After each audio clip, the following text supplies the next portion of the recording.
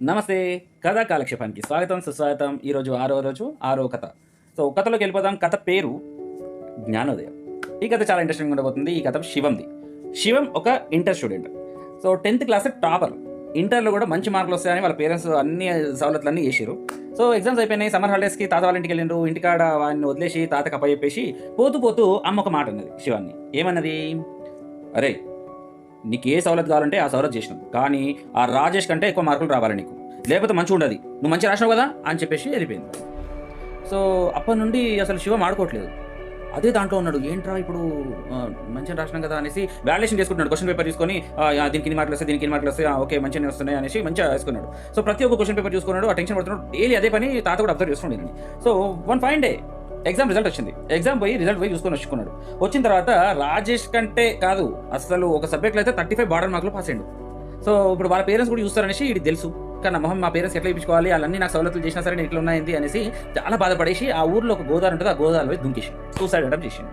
So అక్కడ ఉన్న వాళ్ళు అందరూ చూసారే పిల్లడు దుంకేసిండు అనేసి కాపాడారు. సో కాపాడేసిన తర్వాత ఈ విషయం వాళ్ళ ఇంట్లో ఎవరు తెలవకుండా వచ్చేసిన ఇంటికి సేఫ్గా కూర్చో ఉన్నాడు. అదే ఆలోచిస్తున్నాడు, ఎట్లా ఇప్పుడు పేరెంట్స్ వస్తే ఏమని చెప్పాలి అని టెన్షన్తో ఉన్నాడు.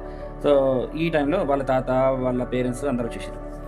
ఇంకా శివం ఫుల్ టెన్షన్ పడుతుండే, ఇప్పుడు వాళ్ళకి ఏం సమాధానం చెప్పాలి నేను అని చెప్పి.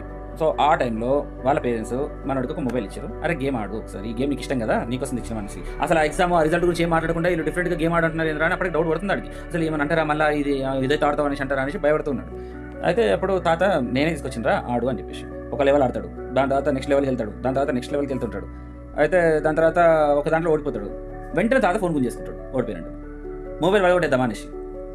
మొబైల్ ఎందుకు పడగొడతావు తాత అంటే, ఇప్పుడు గేమ్లో ఒక గేమ్ ఓడిపోతే నువ్వేం చేస్తావు, మళ్ళీ ఇంకోసారి ట్రై చేస్తా. ఈ లెవెల్ కూడా ఓడిపోతే ఇంకేం చేస్తావు, మళ్ళీ ఇంకో ట్రై చేస్తా. అసలు గేమే గెలవట్లే అంటే ఏం చేస్తావు, ఆ గేమ్ ఆపేసి ఇంకో గేమ్ డౌన్లోడ్ చేసుకుంటా అని చెప్పింది శివం. మరి జీవితంలో కూడా అంతే కదా, నువ్వు 10th క్లాస్ ఫెయిల్ అయినావు అనుకో, మళ్ళీ ఇంకో సంవత్సరం ట్రై చేస్తావు. ఇంటర్ ఫెయిల్ అయినావు అనుకో, ఇంకోసారి ట్రై చేస్తావు. ఇప్పుడు గేమ్ నచ్చలే అనేసి మొబైల్ వెళ్ళగొట్టేస్తామా? అట్లనే నువ్వు ఇంటర్లో పాస్ కాలేవనేసి నువ్వు సూసైడ్ చేసేసుకుంటే మాకు తెలియదు అనుకుంటున్నావా? So education is a journey, ఏది ఎండింగ్ ఏమి ఉండదు. ఎడ్యుకేషన్ లేకపోయినా బతకాలి. బతికితే నువ్వు అన్నావు కదా, ఒక గేమ్ అసలు అంతా ఓడిపోతే ఏం చేస్తామని ఇంకో గేమ్ డౌన్లోడ్ చేసుకుంటామని, సేమ్ నీకు దీంట్లో టాలెంట్ లేకపోతే ఇంకో దాంట్లో టాలెంట్ ఉంటుంది అని వాళ్ళ తాత శివంకి చెప్పిండు. వాళ్ళ పేరెంట్స్ కూడా నేను ఒక పోటీ ఉండాలి కాబట్టి రాజేష్ కంటే ఎక్కువ రావాలన్నా కానీ చచ్చిపోదాం అనేసి అనుకున్నావారా, నువ్వు అంత పెద్దవాడు అయిపోయినావా అనేసి మందలిస్తుంటారు. ఇదండి కథ. ఇట్లనే మన లైఫ్లో మనం చాలా మందిని చూస్తాం, సూసైడ్ చేసుకుని చచ్చిపోయినట్ట, ఎగ్జామ్స్ మంచిగా మార్కులు రాకపోతే సూసైడ్ చేసుకున్నాం అనేసి. సో ప్రెజర్ అనేది ఇంత పెద్ద పెట్టుకోకండి, ఎందుకంటే ఇక్కడ టాలెంట్ ఉంటే చాలు ఏమైనా చేయొచ్చు, కానీ దానికోసం ఈ సూసైడ్ అటెంప్ట్స్ మాత్రం చేయకండి. సో ఈ కథ మీకు నచ్చింది అనుకుంటున్నాను. ఇంకో మంచి కథతోని మళ్ళీ మీ ముందుకు వస్తాను. సో అలా పోయేటప్పుడు జర సబ్స్క్రైబ్ చేసుకొని జర లైక్ కొట్టి మీ ఫ్రెండ్స్ అండ్ ఫ్యామిలీకి షేర్ చేయండి. ఈ కథ ఎలా ఉందో కింద కామెంట్స్లో మాత్రం మెన్షన్ చేయండి. సో సెలవు, నమస్తే.